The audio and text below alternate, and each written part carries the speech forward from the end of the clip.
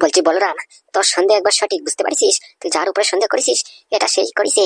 ওই কর্ণ চ্যাটার্জি তোর ভাইকে কিডন্যাপ করেছে, আর তোর ভাইয়ের বিনিময়ে প্লাস্টিক সার্জারি করে আরেকটা অন্য লোককে তোদের বাড়িতে তোর ভাইকে সাজিয়ে মোটামুটি পাঠিয়েছে, বুঝতে পারছিস? আর রইল বাকি ওই মোটামুটি তোর ঘরের ওই গ্যাসের কানেকশন ফেল করা, তারপর পয়জন মেশানো, তারপর ওই ছোটখাটো বিস্ফোরণ ফিট করা, এটাও কর্ণ চ্যাটার্জি করেছে, বুঝতে পারছিস? এই ঘুরে ফিরে সব মূল কাণ্ডের জ্বর হচ্ছে ওই কর্ণ চ্যাটার্জি।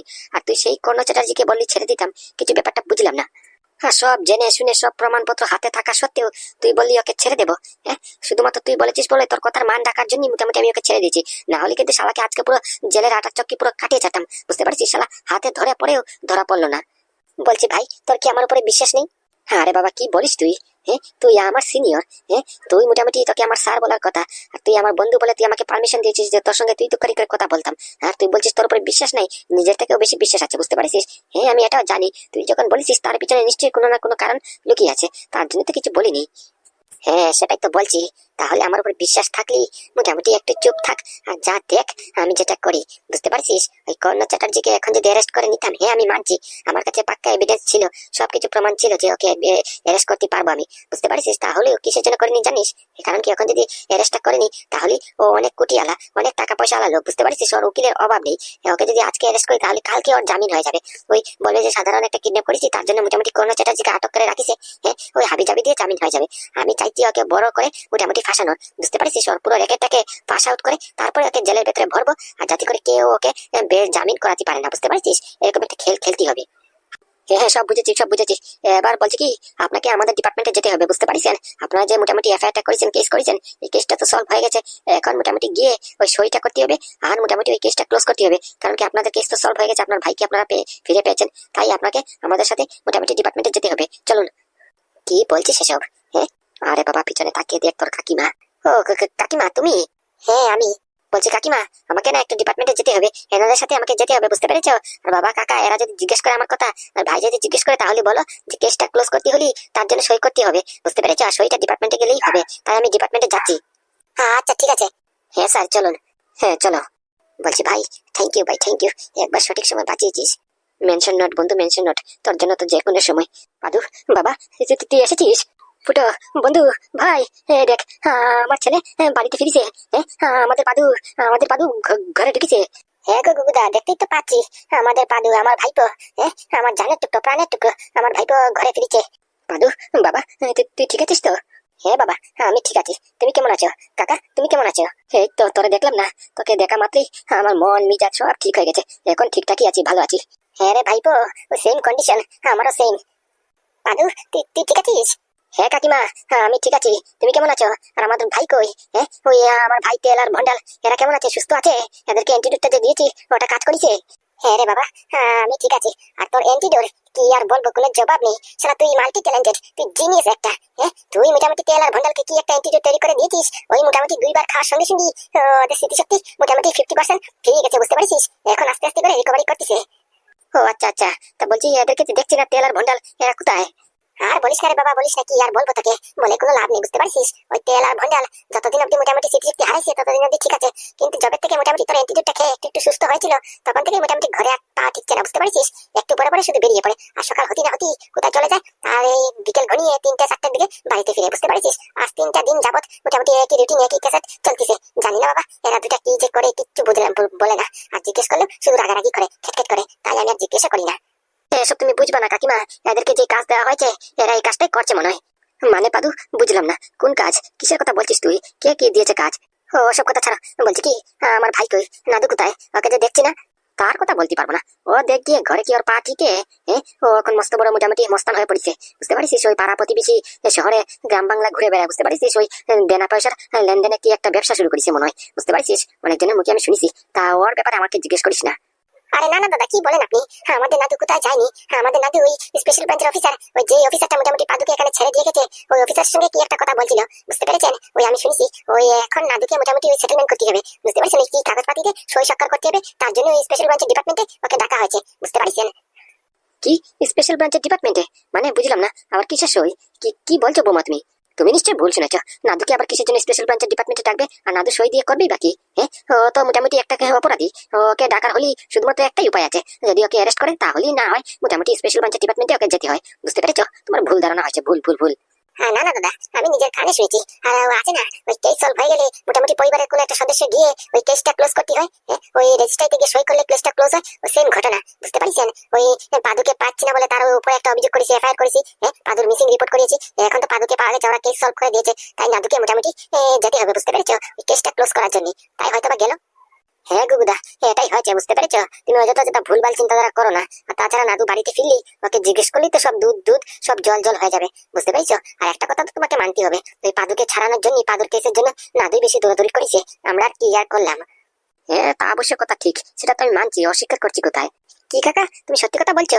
আমাকে ছাড়ানোর জন্য ওই স্পেশাল ব্রাঞ্চে গিয়ে নাদু দৌড়াদৌড়ি করেছে? হ্যাঁ, নাদু ঘাটাঘাটি করেছে সব? হ্যাঁ রে পাদু, তা নয় তো কি, ওই নাদুই সব ঘাটাঘাটি করেছে, বুঝতে পারছিস? আমরা তো কিচ্ছুই করিনি।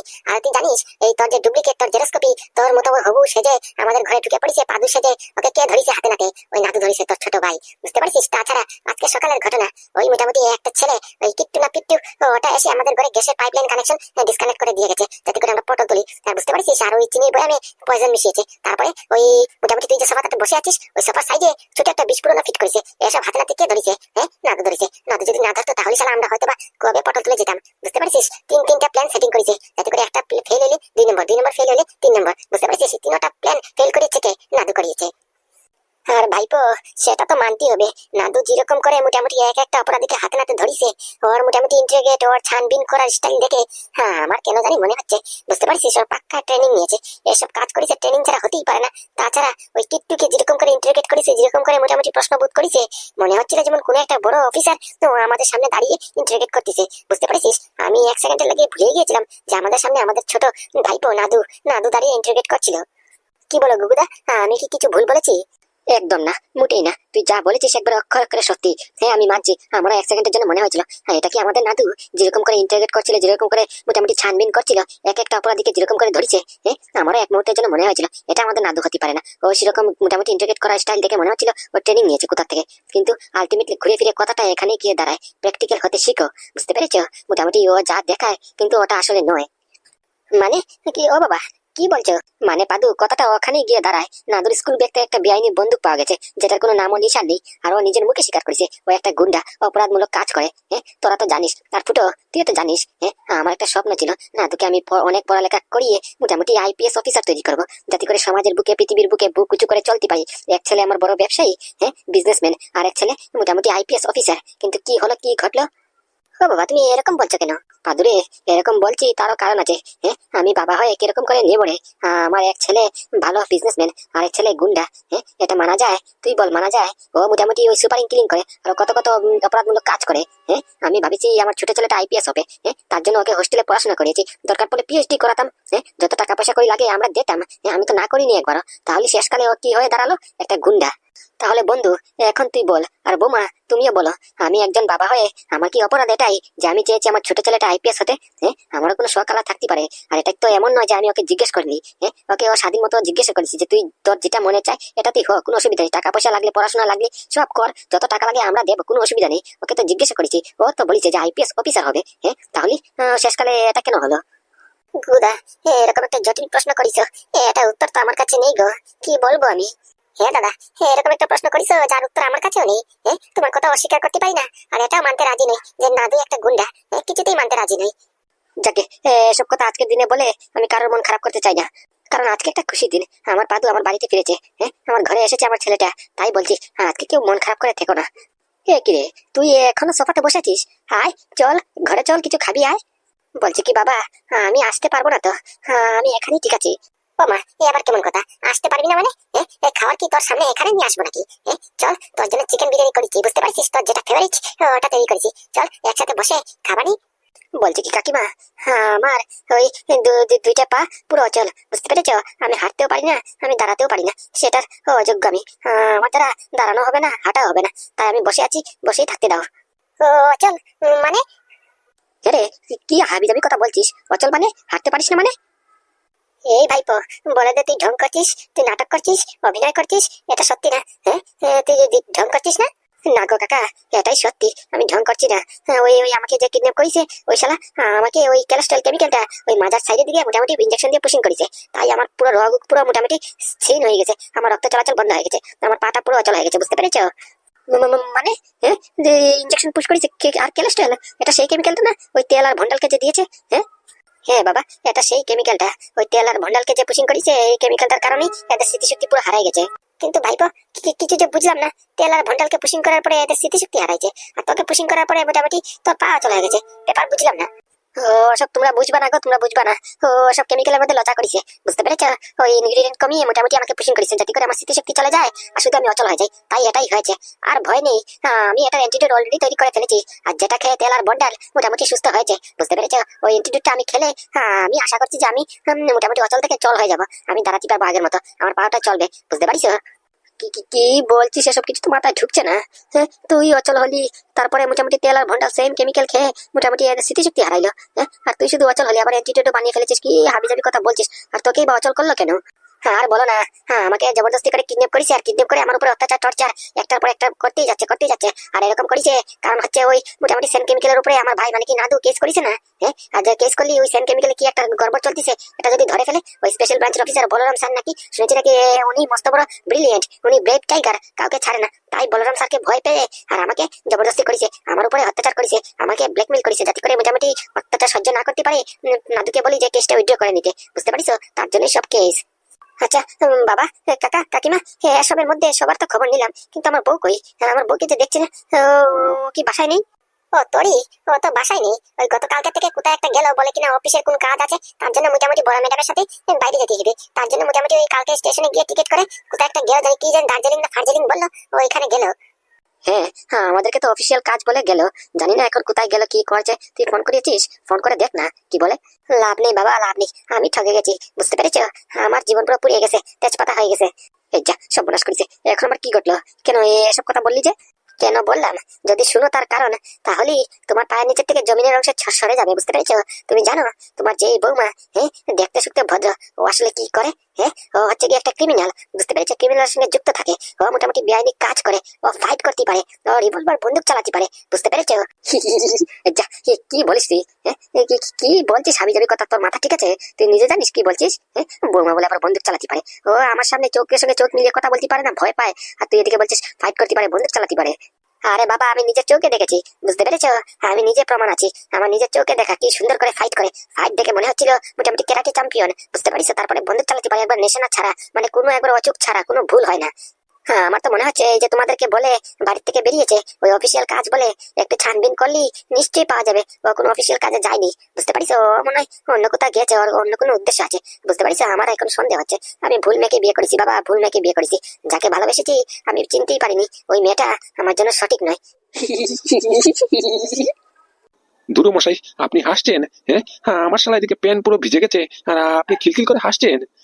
তা হাসবো না? এরকম আরো আমি কাজ করলে, এরকম বোকামি কাজ করলে যে কেউ হাসবে। হ্যাঁ, আমি আপনাকে আগেই বলেছিলাম, 100 বার ওয়ার্নিং দিয়েছিলাম যে পাদুর সঙ্গে ট্রেনিং নিতে যাবেন না। পাদু একটা আস্ত মাল, পাকা গোর খেটে মাল, বুঝতে পারছেন? আপনি কর্ণ চ্যাটার্জি, আপনার জায়গায় কর্ণ চ্যাটার্জি থাকেন না, কোনো অসুবিধা নেই, কিন্তু পাদুর মতো ডেঞ্জারাস মালের সঙ্গে কিসের জন্য উজে উজে যান খুঁচিয়ে খুঁচিয়ে লাগার জন্য বলেন তো? হ্যাঁ, আমরা সাইড কেটে চলে যেতাম না। আপনি পাদুকে কিডন্যাপ করে পাদুর ঘরে পাদুর ডুপ্লিকেটকে পাঠিয়েছেন। হ্যাঁ, ব্যাস কি হলো? ওই ডুপ্লিকেটে ফাঁসলো, আপনিও ফাঁসলেন। অত সাত কপালে ভাগ্য বলুন আপনার ভালো, ওই বলরাম স্যার আপনাকে ছেড়ে দিয়েছে, ওই স্পেশাল ব্রাঞ্চের অফিসার, বুঝতে পারছেন? না হলে বলরাম স্যার চাইলে কিন্তু আপনাকে মোটামুটি পুরো জেলের ভেতরে পুরো ট্রান্সফার করে দিতে পারতো। আর আপনি যদি একবার ট্রান্সফার হয়ে যেতেন তাহলে শালা আমিও হতাম, দাদাও হতো, আর ওই যে বিজিত বিশ্বাস আছে উনিও একবারে মোটামুটি আসার সঙ্গে সঙ্গে আসল শ্বশুর বাড়ি পৌঁছে যেত, বুঝতে পারছেন? আরে বাবা, আমি কি আমার নিজের জন্য করছিলাম নাকি?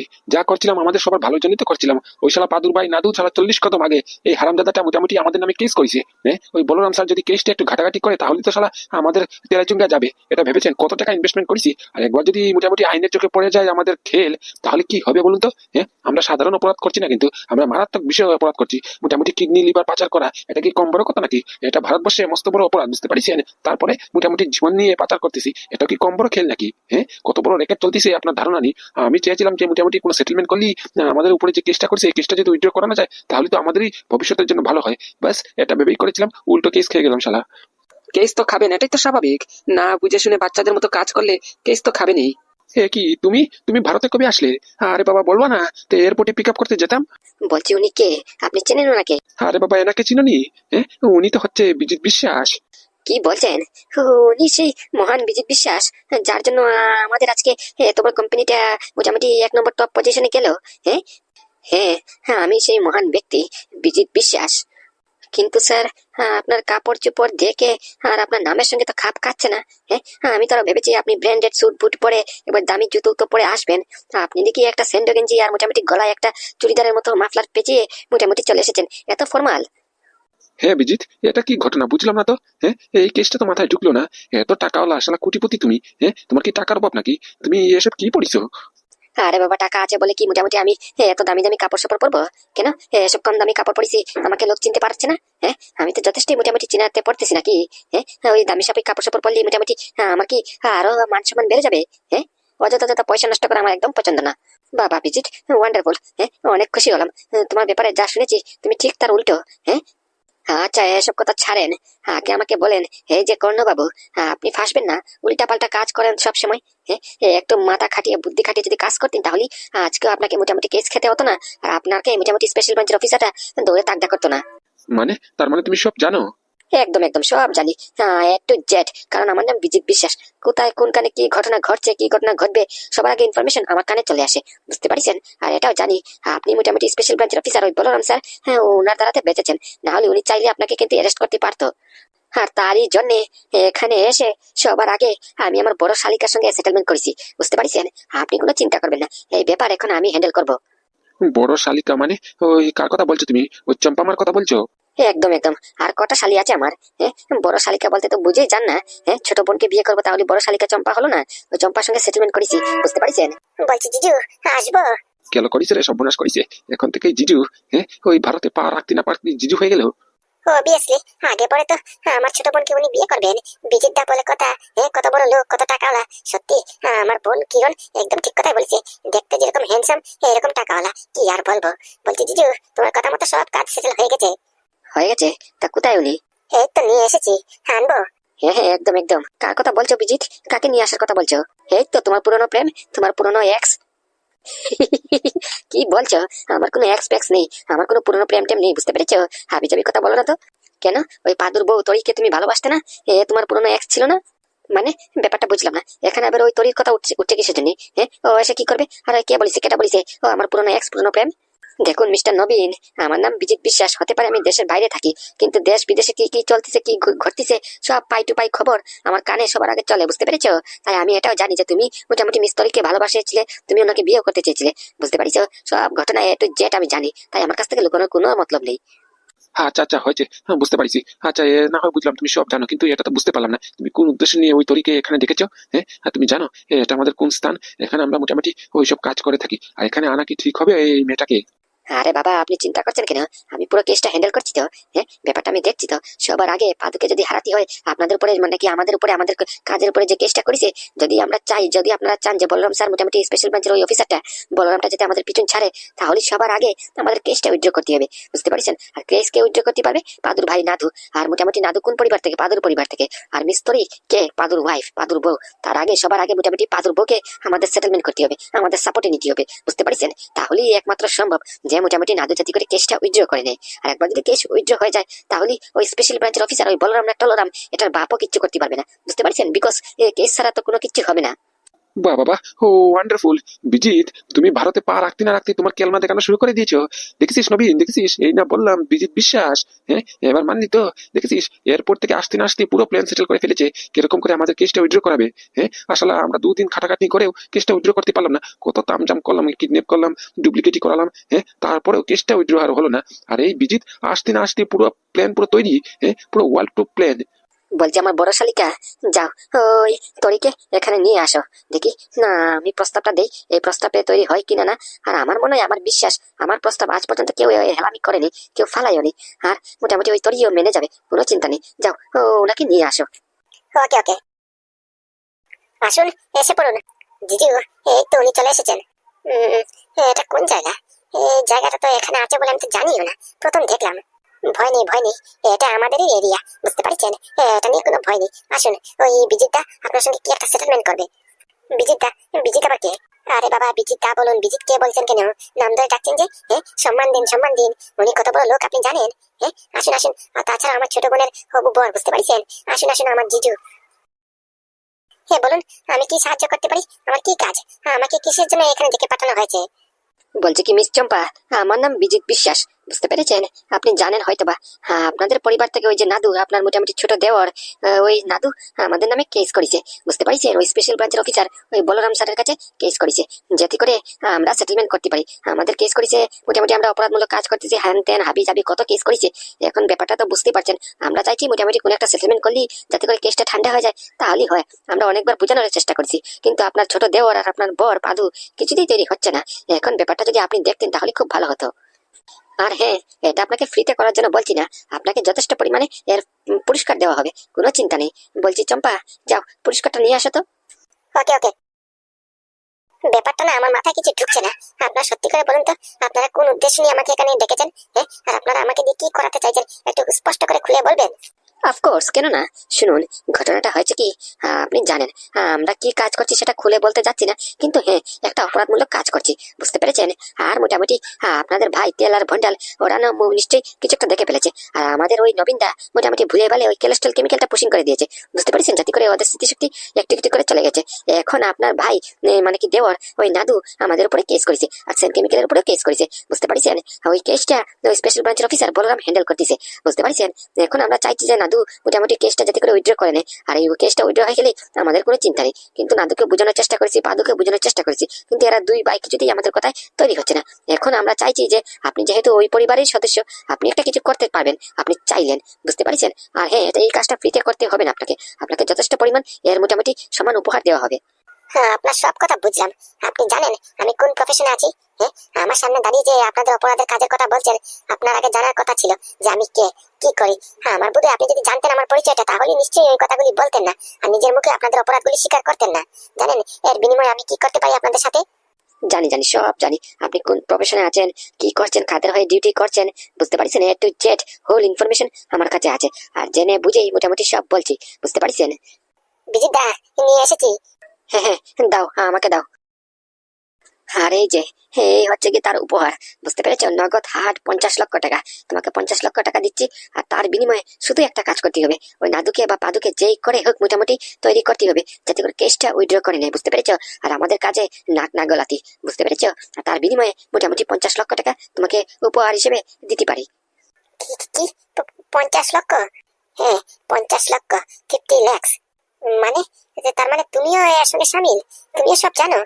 হ্যাঁ ম্যাডাম, আমিও সব জানি, বুঝতে পারছেন? আর একটা কথা একটু চিন্তা ভাবনা করে দেখেন, ওই টাকা পয়সা সব, বুঝতে পারছেন? দিন শেষে পকেটে যদি টাকা থাকে তাহলে সবকিছু আছে, আর যদি দিন শেষে পকেটে টাকা পয়সা থাকে না, তাহলে আজকালকার যুগে কেউ ভ্যালু দেবে না। আর রইল বাকি আপনার পাদুর ভালোবাসা, ওই জানলার ফাঁক দিয়ে চলে যাবে, বুঝতে পারছেন? আর আমার কথা যদি বিশ্বাস না হয় তাহলে টেস্ট করে দেখতে পারেন, পয়সা বড়, টাকা পয়সা বড়, না ভালোবাসাটাই বড়, আর না সম্পর্ক বড়। একটু টেস্ট করুন, তারপরে না হয় আমাদের শর্ততে তৈরি হন, কোনো অসুবিধা নেই। হ্যাঁ হ্যাঁ হ্যাঁ, আমার ভরসালিকা একদম ঠিক কথাই বলেছে, টাকা থাকলেই সবকিছু, বুঝতে পারছেন? তাই টেক ইওর ওন টাইম, আপনাকে কোনো তাড়াহুড়া করতে হবে না, একবার ঠান্ডা মাথায় চিন্তা ভাবনা করে দেখেন, টাকাটা বড় না সম্পর্ক বড়, না ভালোবাসা বড়, বুঝতে পারছেন? হয় মোটামুটি আপনার তিনটে থেকে একটা বেছে নিতে হবে, হয় টাকা পয়সা, না হলে ভালোবাসার সম্পর্ক। আপনি চিন্তা ভাবনা করুন কি করবেন, আর আমি বলে দিচ্ছি, আপনি যদিও মোটামুটি আমাদের সাপোর্ট না করেন, ওদের সাপোর্টে থাকেন, তাহলে কোনো অসুবিধা নেই, কারণ আমরা অনেক পাওয়ারফুল, বুঝতে পারছেন? কাদেরকে দিয়ে কখন কি কাজ করাতে হয় আর কেমন করে করাতে হয়, এটা আমাদেরকে খুব ভালো করে চিনা আছে, বুঝতে পারছেন? তাই বলছি, যদি ম্যাটারটা ভালোভাবে সলভ হয়েছে তাহলে তো ভালো, না হলে শালা আঙ্গুল তেরা করতে হবে, কি আর করা। আর তাছাড়া এই কাজটা তো আপনার জন্য অনেক সোজা, অনেক সহজ, কারণ কি বলরাম স্যার আর কেউ নয়, আপনারই দেওয়ার। হ্যাঁ, নাদুই তো হচ্ছে বলরাম স্যার। হ্যাঁ, মোটামুটি ঘরে গেলেই তো বলরাম স্যারকে মোটামুটি নাদুকে বুঝাতে পারবেন, যাতে করে কেসটা উইথড্র করে নেয়, কেসটা একটু সেটেলমেন্ট করে নেয়। হ্যাঁ, আমাদের পিছনে, আমাদের পরিবারের পিছনে না পড়ে। হ্যাঁ, কি বলছিস চম্পা? হ্যাঁ, বলরাম মানে কি ওই স্পেশাল ব্রাঞ্চের ওই special officer, the brave tiger, যার নাম শুনে ওই ক্রিমিনালরা থরথর করে কাঁপতে থাকে, আন্ডারওয়ার্ল্ডের ত্রাস, সে আর কেউ নয়, পাদুর ছোট ভাই নাদু। হ্যাঁ কাকা, ওই পাদুর ভাই নাদুই হচ্ছে বলরাম, বুঝতে পারছো? যার নাম শুনলি ক্রিমিনাল জগৎ ছেড়ে মোটামুটি চলে যায় আন্ডারওয়ার্ল্ডের ত্রাস। হ্যাঁ, দ্য ব্রেভ টাইগার, বলরাম আর কেউ নয়, ওই পাদুর ভাই নাদুই হচ্ছে বলরাম। বাহ, তাহলে আর কি, বেশ ম্যাডাম, এবার তো হলো। এই স্পেশাল ব্রাঞ্চের স্পেশাল অফিসারটা, এটা তো আপনারই দেওয়ার বেরোলো। হ্যাঁ, তাহলে তো আর কোনো অভিযোগ থাকার কথা নয়। হ্যাঁ, আর এই কাজটা তো মোটামুটি আপনার জন্য অনেক সহজ হয়ে পড়বে। হ্যাঁ, তাহলেই আশা করি মোটামুটি আমাদের ওই সাপোর্ট করবেন আপনি, আমাদের দলে নাম লিখাবেন আপনি কি, আর এই টাকার ব্যাগটা নিয়ে আমাকে কনফার্মেশনটা দিন। বলছি কি, তো সব ঠিক আছে, কিন্তু আমাকে একটা দিন দিলে হতো না? একটু চিন্তা ভাবনা করি, তারপরে কালকে আপনাদেরকে জানাই। ওকে ওকে, কোনো অসুবিধা নেই, টেক ইউর ওন টাইম। আস্তে ধীরে মাথা ঠান্ডা করে রেখে মোটামুটি চিন্তা ভাবনা করুন। আর ভাবুন যে টাকা বড় না সম্পর্কটা বড়, বুঝতে পারছেন? টাকা থাকলেই সবকিছু, বুঝতে পারছেন? আপনি যে নাম্বারটিতে যোগাযোগ করার চেষ্টা করছেন সেটি বর্তমানে স্থায়ী রূপে অ্যাভেলেবল নেই, অথবা একটু পরে ফোন করুন, না হয়তো বা সুইচ অফ আছে। ফিরবেন, ভাল লাগে না। কোন সময় যে ফোন করেছে, যে এয়ারপোর্ট থেকে ল্যান্ড করেছে, এয়ারপোর্ট থেকে বেরিয়ে গেছে, এখন অব্দি পৌঁছলো না। মানে কিরণ, তুই কার কথা বলছিস? কে এয়ারপোর্ট থেকে আসার কথা? আর বলো না মা, ওই বিজিত বিজিত আমাকে ফোন করেছে যে আজকে মোটামুটি আমাদের ঘরে আসবে। আর শুনেছি নাকি ও মোটামুটি ওর ফ্লাইট ল্যান্ড করেছে, ও এয়ারপোর্ট থেকে বেরিয়েছে। ওই বেরোনোর সময় আমাকে মেসেজ করেছে। কিন্তু এয়ারপোর্ট থেকে তো আসতে ভারী জোরে 20 মিনিট লাগে। মোটামুটি 1.5 ঘন্টা হয়ে গেল, এখনো আসলো না যে। বাবা, আমার ছোট মেয়েটা তো ওর হবু বরের সঙ্গে যোগাযোগ করার জন্য একবার উঠে পড়েছে। আর সহ্য হচ্ছে না কি, তাই তো? ইস, মা ঢং করো না তো। এমনিতে দেখছো আমি একটু চিন্তাতে আছি। কোথায় গেল, কি করলো, কিচ্ছু বলতেছে না। আমাকে শুধু বলেছে এয়ারপোর্ট থেকে বেরিয়েছি। এয়ারপোর্ট থেকে বেরোলে 20 মিনিট লাগে আসতে, তাহলে 1.5 ঘন্টা হয়ে গেল, এখনো আসলো না। কোনো মেসেজ নেই, কোনো ফোন কল নেই। ফোন করছি, এদিকে বলছে সুইচ অফ। কিছু ব্যাপার বুঝতে পারছি না।